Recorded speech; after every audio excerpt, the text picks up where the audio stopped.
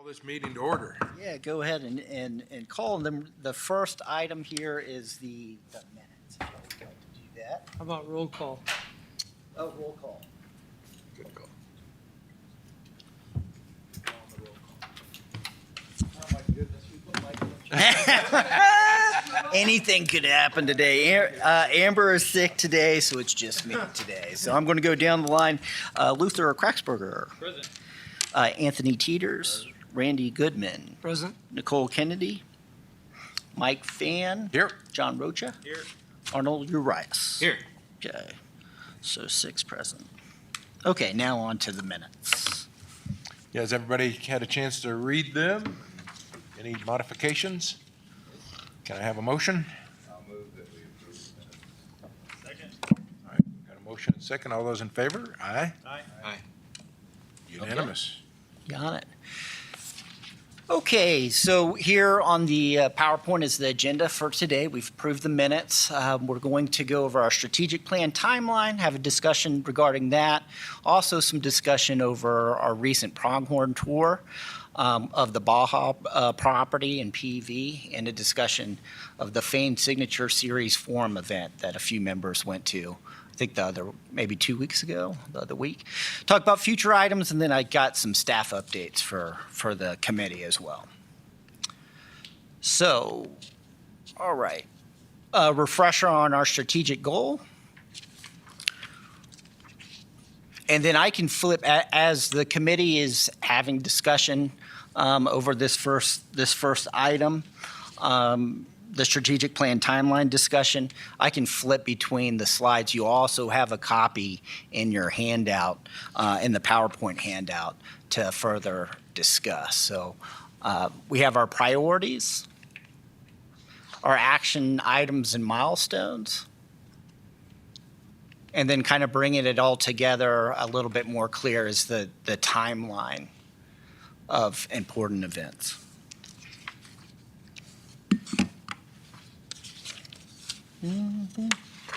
So at this point, I open it up to the committee, kind of where the committee left off in the last Workforce Housing Committee, discussing the priorities, the strategic plan, looking further at this timeline, if it's realistic. Does it, of course, there's a lot of desire to move quicker. And this, looks like we're moving pretty quick. So with that, I'll pass it over to the chair. Yeah, and I don't know that there's a whole lot to talk about unless there's an item that is compelling that somebody wants to discuss.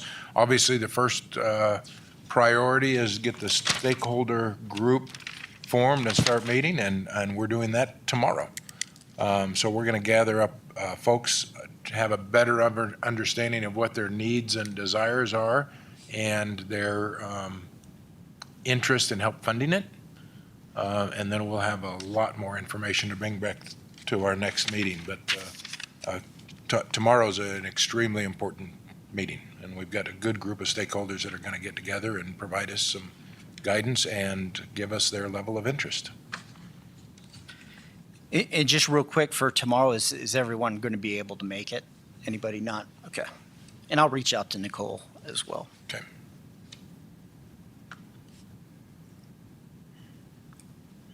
So I don't know, anything else on that item? We could go through this agenda. This will be pretty quick. So anyway, we got our priorities. Again, in the timeline, is probably the simplest way to look at all this.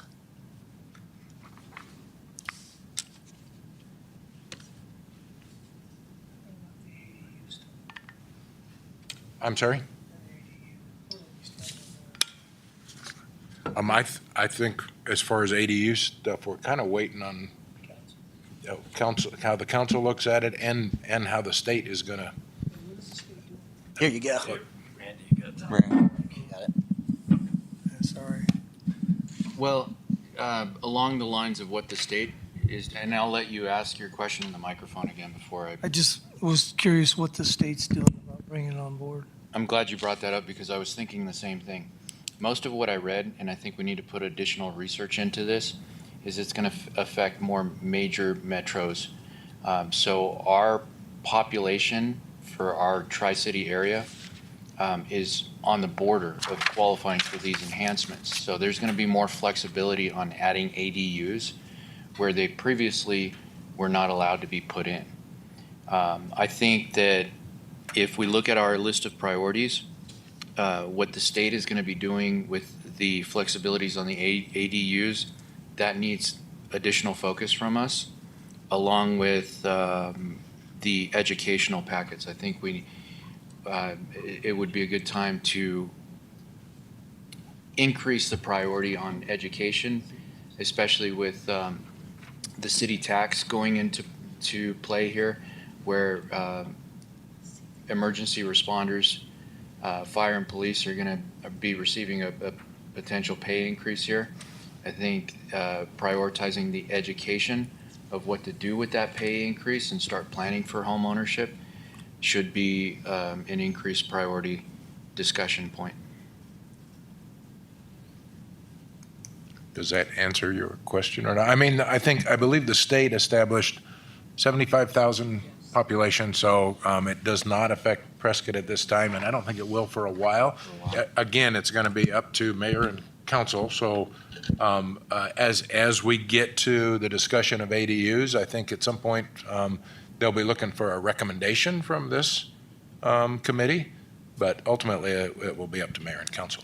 So I'm George Worley, planning manager for the city. Thank you, George. We have been following the state's actions or inactions. In some cases, both are positive. Inaction is more positive for us usually.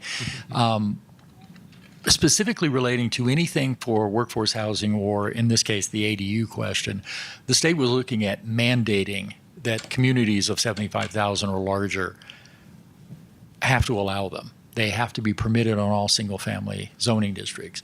I don't believe that made it through the process this year. It's come up twice now, so we expect it to come up again. Nothing in the state's actions proscribe smaller governments from creating an ordinance adoption like we had talked about that allow them at our local level. So we can act completely independently of the state. And I don't think any action by the state's probably going to get down to the level of our size in the next few years. They'll start with 75,000 or larger.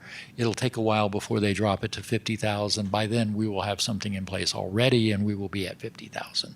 So we're about 5 years away from 50,000 population.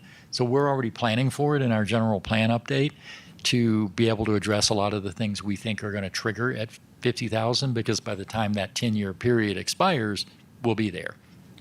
In the case of ADUs specifically, we will be bringing something back to you that's going to be more specific about an ordinance change, and then we'll take it to Planning Commission and Council probably within a couple of months. So look forward to that within a couple of months. We just have a few, giant hotels in downtown we have to deal with first. Right, yeah, understood. Okay, perfect. Anything else? Yes, I heard Member Urias mention community outreach. Was that something that you wanted? Yeah, we have out here, we have listed our priorities to create educational packets.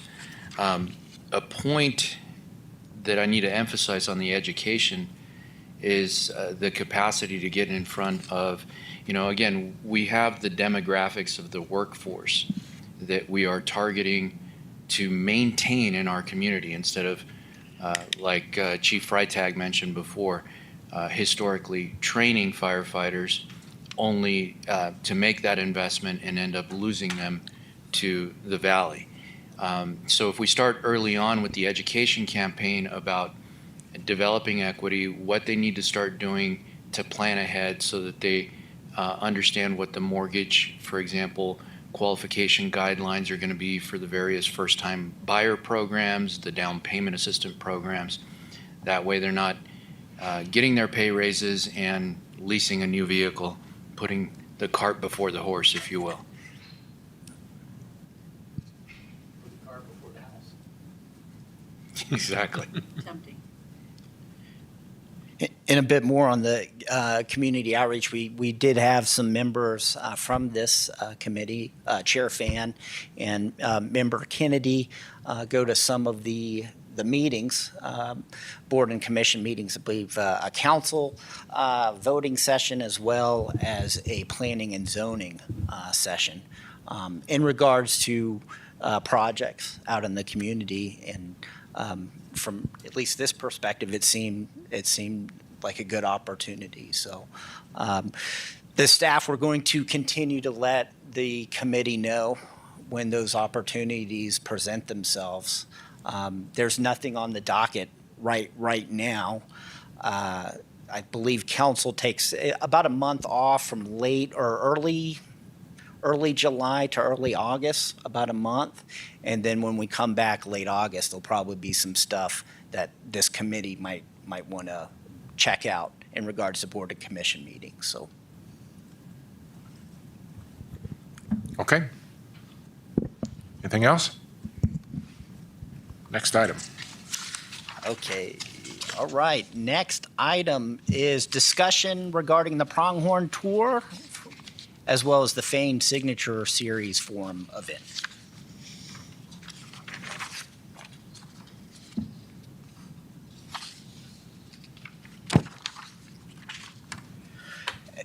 And then I'll just open it up with the question, what did the committee think about the Pronghorn Tour, the Baja project? Is that something that the committee sees possibly as a project here in Prescott? Again, what they're putting together, I think, is smaller, 350 square feet homes, single families or condos. Is that something that we should continue to pursue and put on the future agendas, projects like of that size, of that magnitude? I missed the tour because I was out of town, but I think it's too early to say. We need funding partners. We need a developer. We need someone that's willing to put some land in. All of those things, if we put those pieces together, then I think that is ripe to move forward at that point. But we need Other things. other things first. This might be a better question. What did you like, for the members that did go, what did you like and what did you not like? Just for staff perspective. I liked that it was that they went for smaller units. I didn't necessarily like the aesthetic of it, but that's, I think that's how you achieve the economies of scale.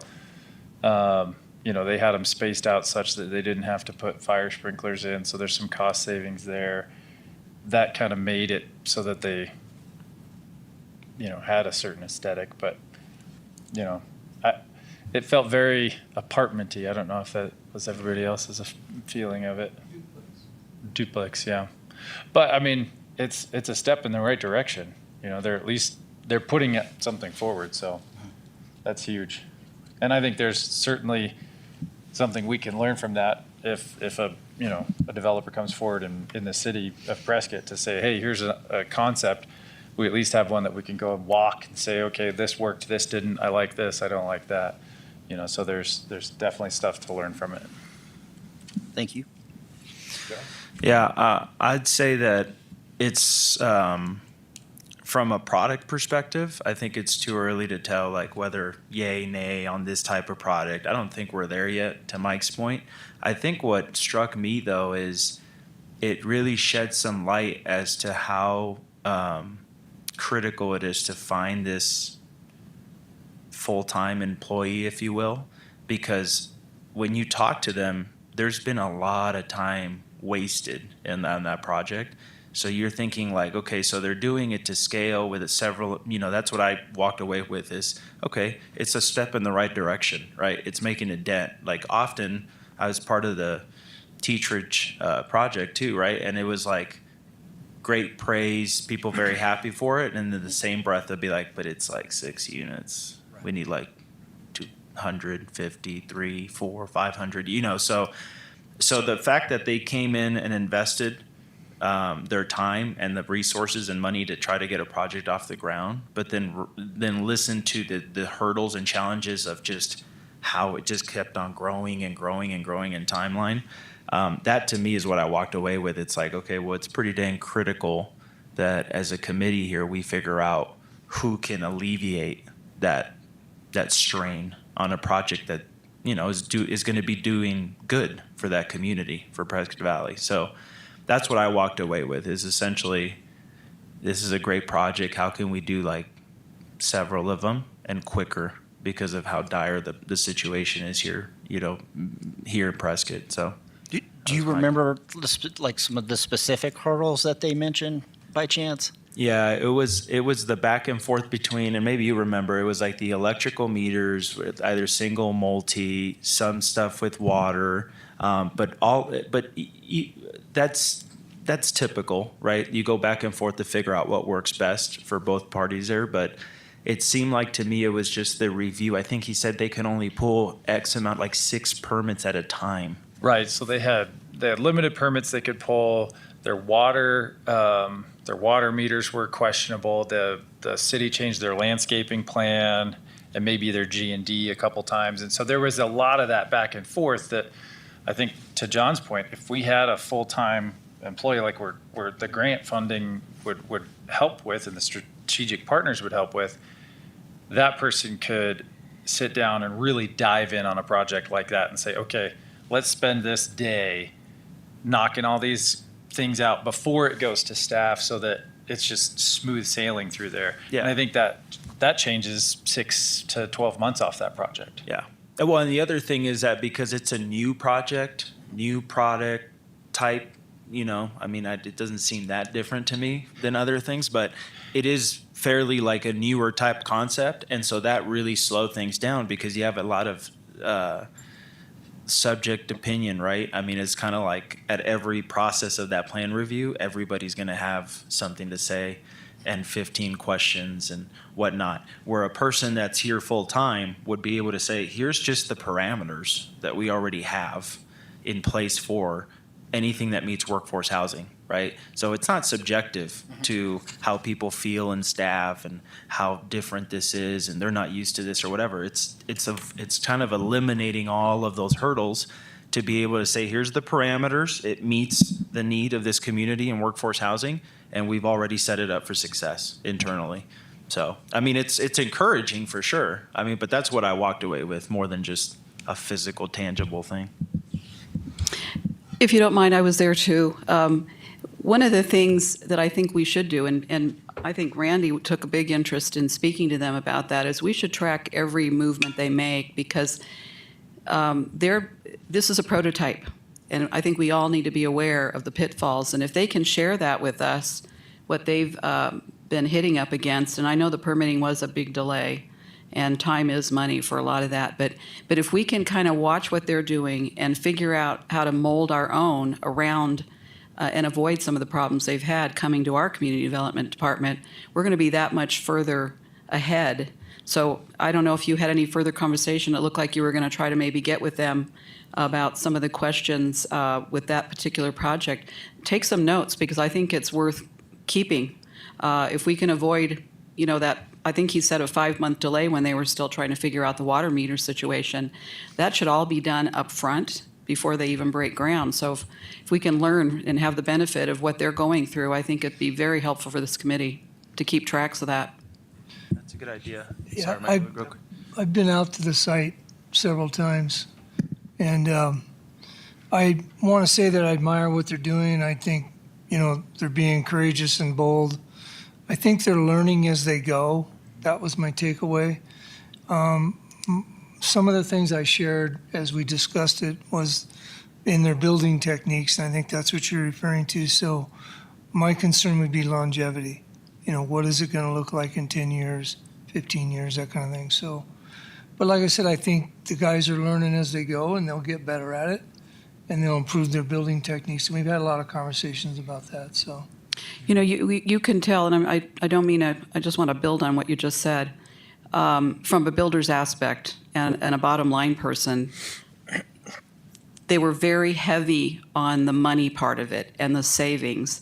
And there is a point where you have to look at the bottom line and say, yeah, this fits. But then you got to be able to stand back and look at the product and go, if I kick it up, like you said, aesthetically, let's add some shutters, some window boxes, you know, a couple, maybe $500-600 more, I think would make it a much more palatable product to a wider variety of people.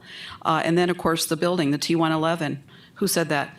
In a few years, up here in this elevation, T111 is a tough product. Then you've got to factor in the maintenance of that. So those are things that you learn. And I understand they're not really builders. They're more money people. Is that right? So I see what they're doing from the money aspect of it, and it fit in that number they want it to be. But again, thinking about all the things that we have to warranty for 10 years, when I walked up, I was like, let's factor in the maintenance just of the T111 alone. So those are things that I think they're going to find out as we move through some of this. And that means a lot, because you can't, and I'm not saying they're doing this, but I saw it happen many, many years ago in Maryvale. They were building brand new slums. They just didn't last. And it was all T111. So I hate to see that being repeated up here because of the altitude. It's going to happen even quicker. So those are some things that you have to balance with the building materials and the bottom line. And what is the long haul on that in terms of, sure, you saved money up front, but how's that going to affect you going on later? I did have one last question. I don't remember them saying anything about any community pushback on this project. They did mention it about the Chino Valley. Just wanted to throw that out to the committee. If you heard something different, how they dealt with the community with this specific project. Yeah, if I recall, correctly, when we were there, I think they said they had zero opposition. Right. Yeah, I think they were, because I think Ben even spoke to that. He was like, this is the first time I wanted to nobody make has a ever. comment on that. I did want to bring that up. Right now, anytime you're going into higher density in a historic community like Prescott, so to go full circle back to your original question, what are our thoughts in connection with more developments like this going into Prescott? So we've touched on efficiencies. But community buy-in, I think that's something that we need to get proactive on from a pathfinding perspective. How can we eliminate some of these obstacles that we can see on the horizon? Right now, there's a proposed project here in Prescott, not far from the square, and it's getting tremendous opposition from locals. So, going back to, from a builder's perspective, like Connie mentioned, the aesthetics. That's one aspect. How it's presented to the neighbors. Yes, we're going for higher density, but here's what we're doing to honor and protect your property values. That would serve multiple benefits, because if you're protecting the values, then you're going to have more community buy-in, but you're also going to be closer towards establishing equitable solutions for the prospective tenants. Instead of them just being renters, for example, we're building something that they can buy into, develop equity, and then of course we're establishing more retention of that workforce that we're looking to retain. So, on one pillar we're looking at housing, and we're looking at, housing that fits into this budget. But on the other pillar, we're discussing how do we develop something, like Randy said, what's it going to look like 10 years from now? And so I think when you have something that's equitable, then you have that pride of ownership, you have that maintenance and upkeep, and that retention. So I think that those are some key variables that I think we should focus on.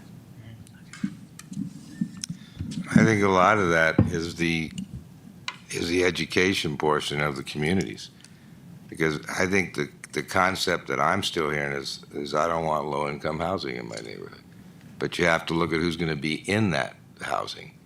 You've got educated people, professional people. These are not people that struggle from, for whatever reason. They're a positive to that community, not a negative. I can't think of any negative to having a cop, a fireman, a teacher, a nurse in my neighborhood. I just can't see that. But the public doesn't know that. They still refer to it as low income. Every time I talk to them, they say, we don't want, that's not what I'm talking about. you know? So I think the education portion becomes probably at the top of pulling this thing off, to making the people understand that that's what we have to do. So, Connie, I want to address kind of what you brought up. Full disclosure, I'm not benefiting from what they're doing. I'm not financially involved in any way whatsoever, but I am friends with Ben and Robin, and I've been an apartment builder for a very long time. So they've asked for my input on how to create longevity and how to bring up the aesthetical value and stay within their budget. So I'm volunteering my time. Why am I doing that? It's simple. I think it's super important. I told Ben his success is extremely important to me. If they make this work, then it's going to work in Mesquite and Palo Verde and all these other places he talks about, Chino Valley, and then potentially here. So, yeah, I want him to be successful, and that's why we're trying to raise the bar a little bit. So,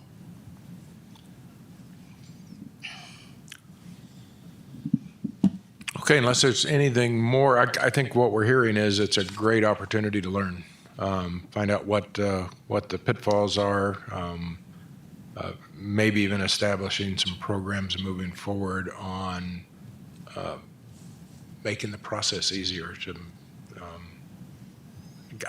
my only comment would be back to my concern all along is how do we maintain workforce? How do we maintain keeping it at below market values? So no matter what we do to help a developer or a builder or a program, and we bend over backwards to keep their costs down, and then all of a sudden it just reaches market value again. And we don't want to spend all of our time and all our resources, so we lose the actual goal we're looking for. So those are some important aspects of where we're going, is to set up that criteria that if we're going to help somebody out do something, what are they going to do to make sure that is maintained workforce housing? So, and that, again, that's a lot of work. That's going to take somebody that's their job. So I'm hoping we can get somebody hired that's all they do. Their focus is on our mission. Okay, anything else on the Pronghorn tour?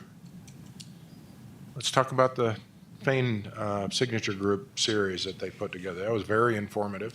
I'll let you kick it off, Michael. I did not attend, but I believe our community development director, Chelsea Walton, did. Amber was there, I believe. Her very positive event all around. Just questions to the committee that was there. Takeaways, anything we could really bring from that meeting here and integrate possibly into some future agendas.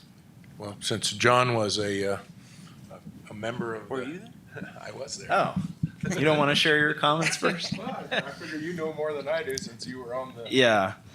forum.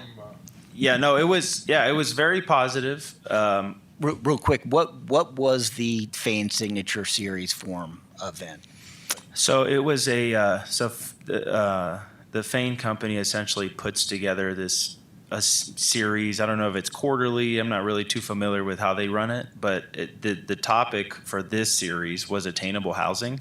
So they, rented out to the adult center over in Prescott and had different panelists there speak on, topics related to attainable housing. So, owner of Universal Homes, Joe Cantadino was there. He's built out all of Granville off of Glassford Hill and Prescott Valley. And there was, what was that gal called? She was Courtney from, she was pretty insightful. Courtney from AZ Multi-Housing Association. So kind of on an, multi-family emphasis, shared a report about our area and, Arizona as a whole, obviously saying the same things we already know in this committee. We have a problem with housing. And so, it went very well. It was a great response. I mean, it felt, quite honestly, I think they conducted some sort of survey after the fact, and people had said they could have stayed for another 30 to 45 minutes just to hammer out more question and answers. I think what struck me is, which was encouraging because this is the path we're taking as a committee here, is that it's a difficult time to make based on just where the markets are, construction costs, labor issues, land availability, zoning, all these things. It just seemed like most everybody that's doing something is a part of some sort of give and take type of stakeholder group. I mean, it just seems like not a lot of things work unless there's a few, like public-private partnerships were highlighted several times because it just seems like the days of having the private sector go and figure out a problem of this magnitude is just not happening. Even Joe was like deflated in a way. He's like, man, been providing some pretty affordable housing for a long time, but I can't do it anymore. Like I can't. Like we're constantly every week hammering out like, how do we get this cost down? How does the fire hydrant go from like $4,200 to like $9,500? So I wish we had more time, but it was very positive. I mean, granted, Mike might have other thoughts on it as a attendee.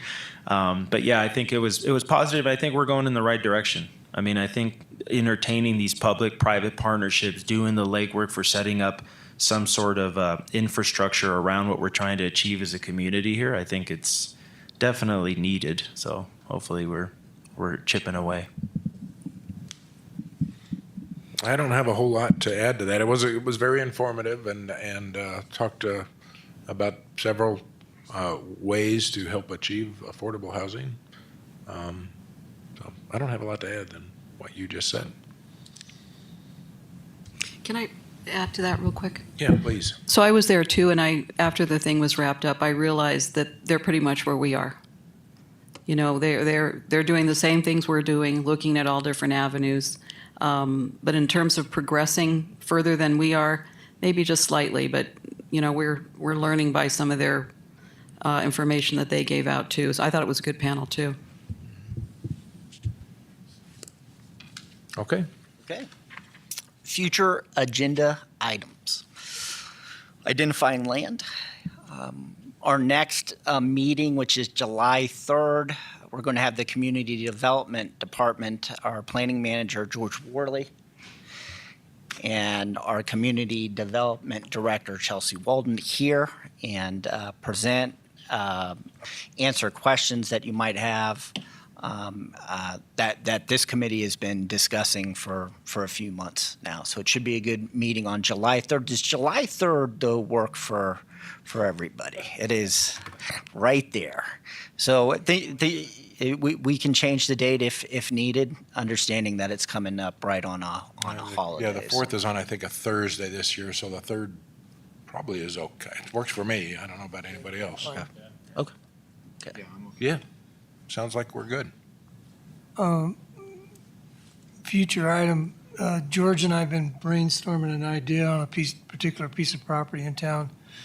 I'm asking you, do you think we can make a presentation to the board on the July 3rd meeting about that? Probably yes. So it's a city-owned parcel that's already zoned for multifamily development, and it is something we've looked at before. In fact, I think right about the time this committee first began meeting, we talked to you about that as a possibility. Yes, we can make sure that we call that out specifically in the presentation we're going to do. So can we be on the agenda for that for then the July 3rd? Or we'll make it part of the discussion. Yeah. Okay. Okay. Any other immediate future agenda items? Well, the mayor and council will have addressed the grant prior to that meeting, correct? So That is correct. that we should probably have that on the agenda to discuss what's that mean. And, So that's this Tuesday. oh, okay, that's right, yeah, okay. Council on the 11th? And then Michael, report back on how the stakeholder meeting went and what that feedback was. That's going to be a key item. Okay. And as far as the stakeholder group, next steps, of course. What is our talking points tomorrow with the stakeholder group that you're comfortable with? Let me just kind of an overview. I think it's going to be, my opinion, it'll be a somewhat of a roundtable discussion to brainstorm on what their needs are and what their interest is in helping out, and make sure this group is going in the right direction, and should we focus our efforts in one way or another. We'll have police there, we'll have fire there, we'll have school, we'll have the hospital. We've got the key employers that are struggling with workforce at that meeting. And staff has the stats that we compile, right? Our needs, how many units, median income, we have all that information to share. From the SERP. Yeah, Yes. I think needs far exceed our abilities, so I don't think we're not going to be a big piece of it. I just want to be able to share, though. I do have a quick question on that. Room setup for tomorrow's stakeholder meeting, expecting, maybe 20 to 25. We can set it up as it is, or we could do a round table, no chairs, or no tables, just chairs in a circle. Whatever you guys think is the best setup for something like this. I'll jump out there. I believe a roundtable type. I don't want to us-them discussion. I think it should be a discussion with everybody. Yeah, I agree Yeah. 100%. Okay. Be more comfortable. All right. Yeah. It's a meeting to exchange ideas, I guess, is really what we're doing. Are we going to be able to have those props? We were going to do bulletin boards with some of the information. Did that ever happen? For some of the stakeholders, for the open houses? Okay. I don't know props. What? Remember, we were going to do bulletin boards with some of the facts, the needed, who's part of it, the medium income, who are the needed, who needs this to be done, what the problems are. Are they all coming here informed? Are we going to be informing them? I remember that. I think that was for the public open house. Okay. Yeah, I think for the stakeholders, they're the ones that really understand the pain points and the need the most, probably. So, yeah, I think that, but that is something we did discuss for like a public open house for sure for the public. Yeah. Well, at the very least, we should have some of those facts available. Yeah. The medium income, the fact that they can't get over the down payments, just some of the details. And I'll set up a whiteboard as well, just in case, if ideas start getting thrown around, we can put them up there. That's a good idea. Okay. Okay, so that is tomorrow. Any other questions about the stakeholder event tomorrow? Okay. I do have some announcements, and I have them all written down here, so let me go through them.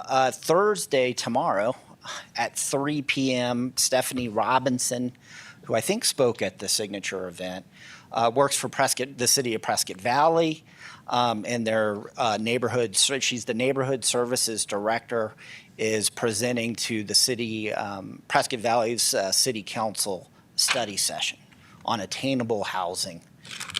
I'll email the committee the agenda for that. I think I'm going to go out there, and since I didn't hear her at the signature event, see how that goes. I spent some time talking with Stephanie Robinson yesterday and what Prescott Valley is doing, and they're expanding.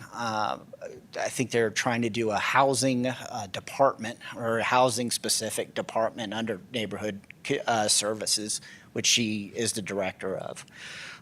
They recently applied to become an entitlement community, so they can do community development block grants to aid in their community, and just a lot of expansion under her umbrella, under neighborhood services umbrella. So We also discuss staying in contact, the city staff, PV, and City of Prescott, as was stated in previous committees, having that communication, that line of communication, very, very much open, which was good. She seems very motivated and wanting to do stuff, take action.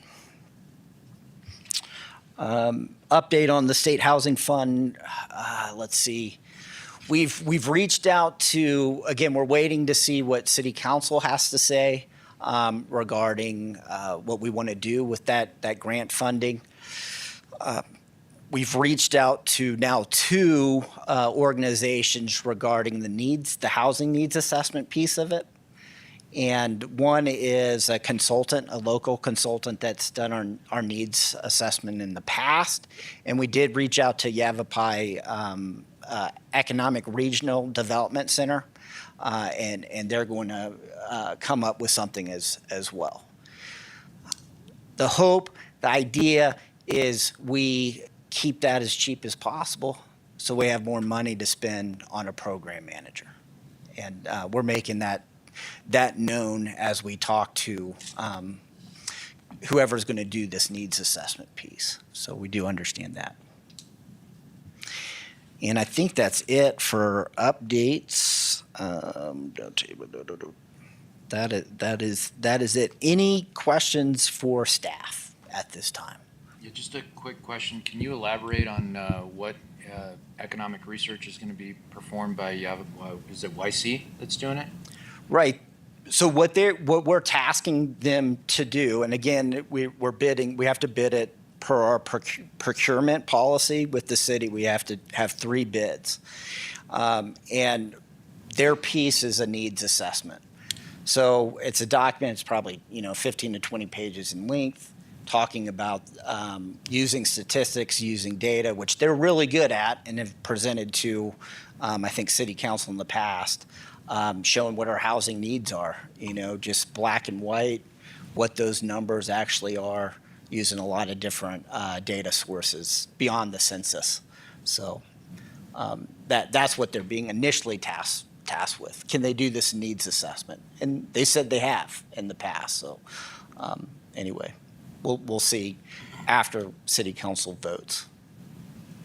Michael, real quick on that, is there anything that would block them like, say, for example, they are the winning bid or whatever, right? Mm-hmm. Or really anybody, would they be able to tap into what we've done here as a committee that's been shared publicly, i.e.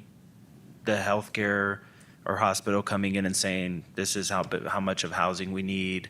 Obviously City of Prescott Human Resources came in and gave a presentation. I mean, I'm assuming that's still usable, right? Okay. Absolutely. I just want to make sure. Absolutely. So that's all that would be made available to them right at the beginning, for sure.